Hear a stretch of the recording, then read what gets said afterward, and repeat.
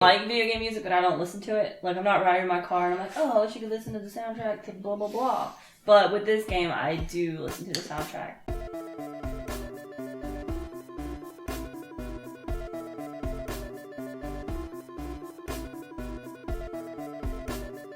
Welcome to Game Club! This episode we're talking about Bastion. This month I'm joined by Jairus Mitchell, Brittany Saturn, and myself, Brian Belcher. And you know what? I already know we all like the game. I already know that. So we all like the game. What I want to start with is... You did. What I want to start with, what was the moment you realized it in the game? The moment that I realized that I liked the game? Yeah. Honestly, I'd say it was within the first 30, 45 seconds when the narration started. Because the music kind of sets a really good tone.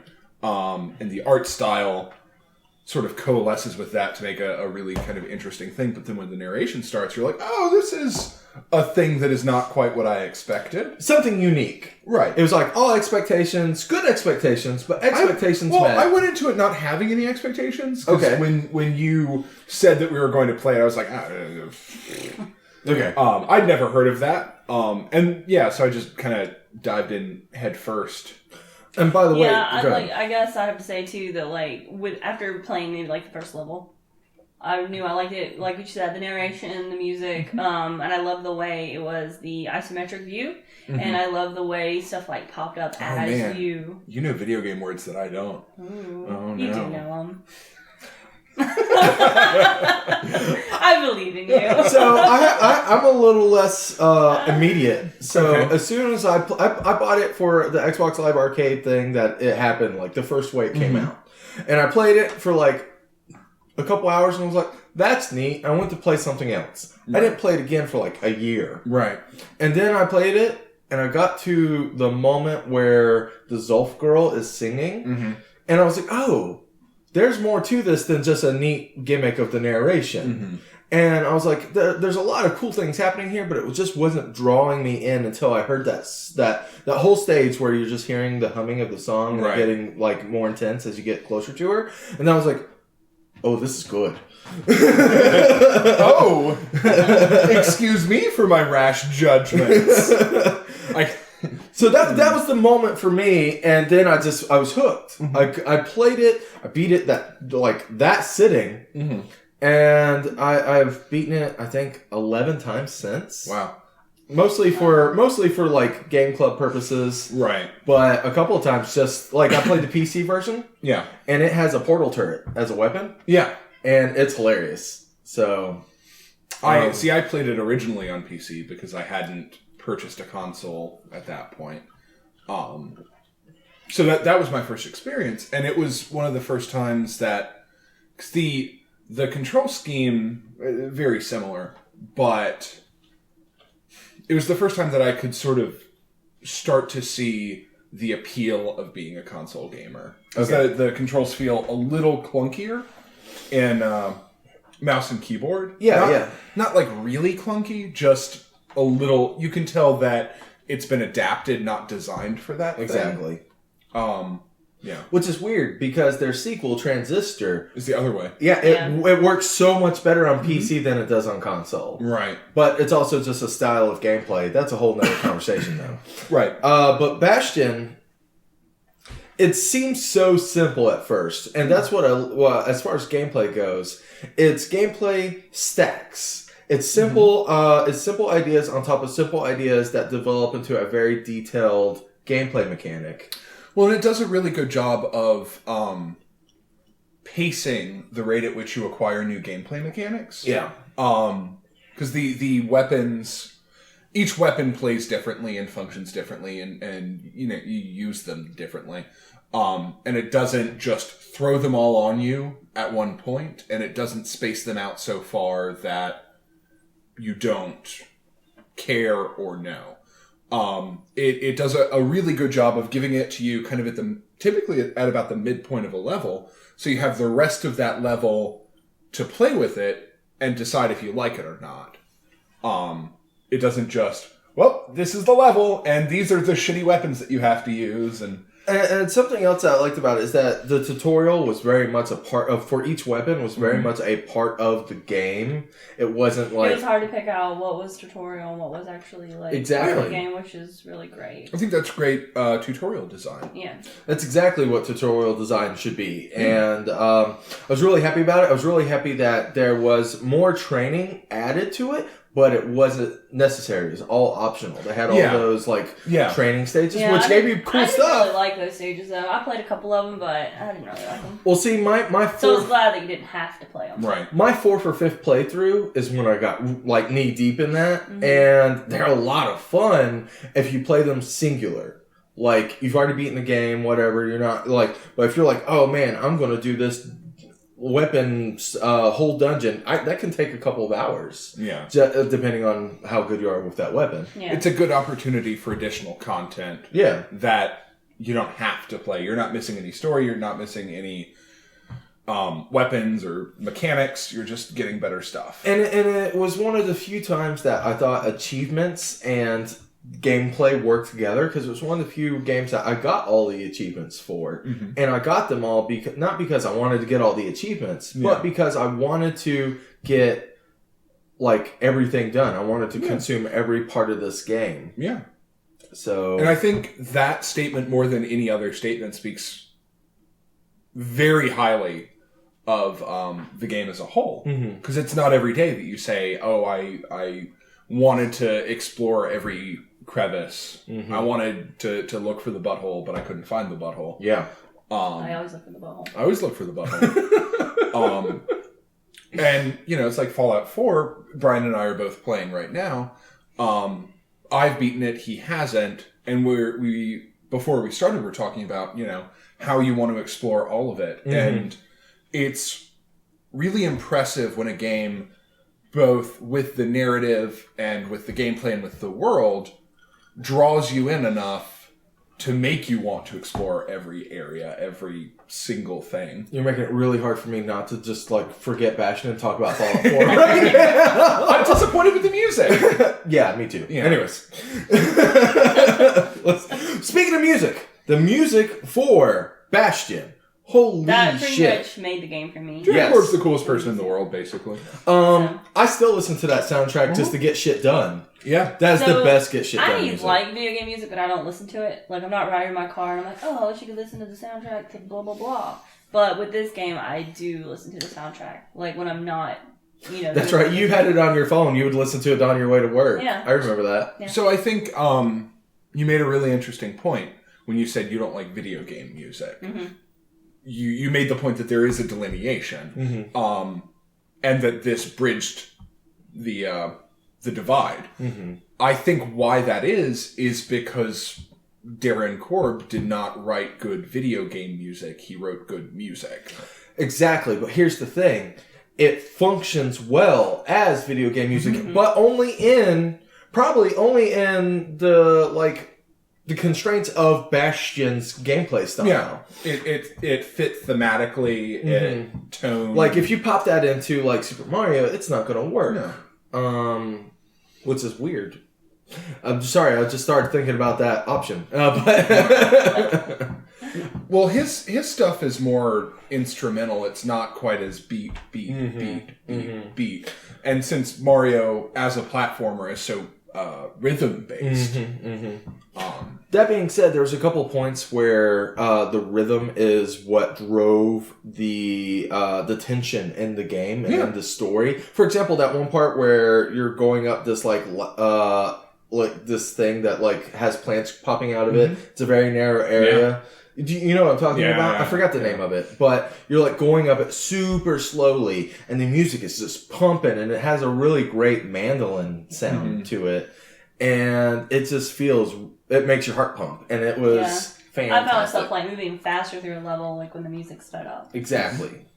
Yeah, and I think that that just displays how concise the design of the entire game was. That when a minor design element changed, it affected a change in the player. I think that's really fucking cool. Which kind of brings us to one aspect of this entire game we haven't talked about, which is the story. The story is, honestly, it's kind of simple. You wake up, you have no idea why you're floating on an island in the sky, and you learn very little tiny details about this character that you're playing as, but more importantly, you learn about the world that you inhabit, or the world that you did inhabit, which is really hard to stomach once you realize what's going on. Yeah, it's a...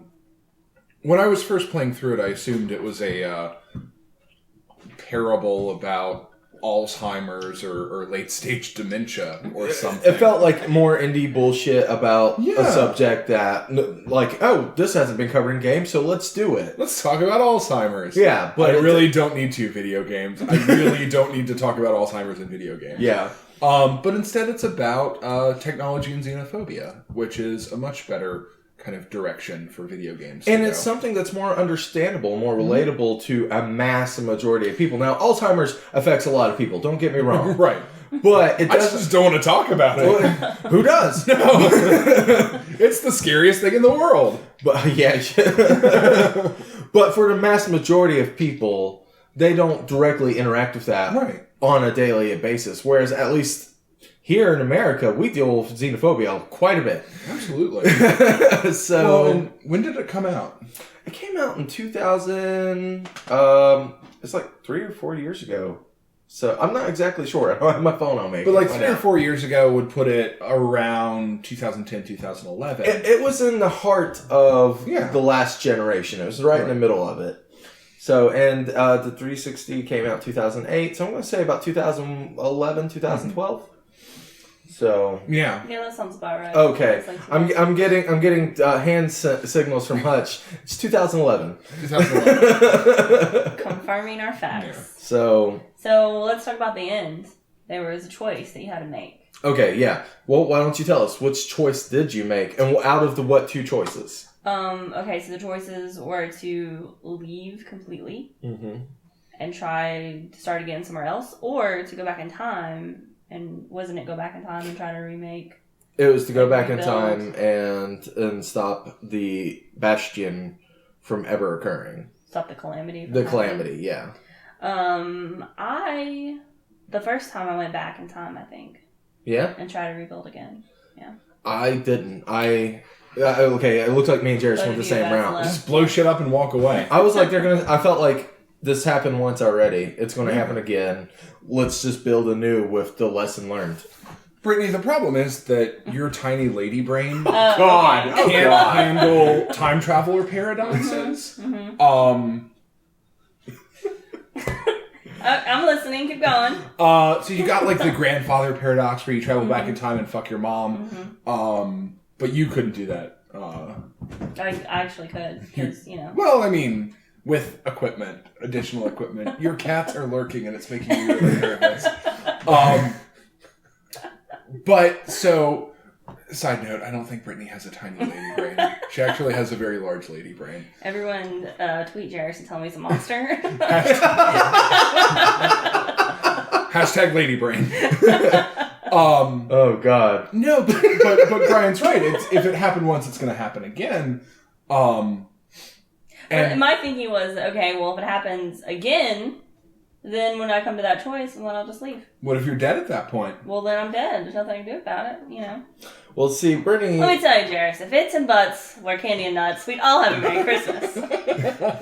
But, you don't know until you try. So that's why I chose what I chose.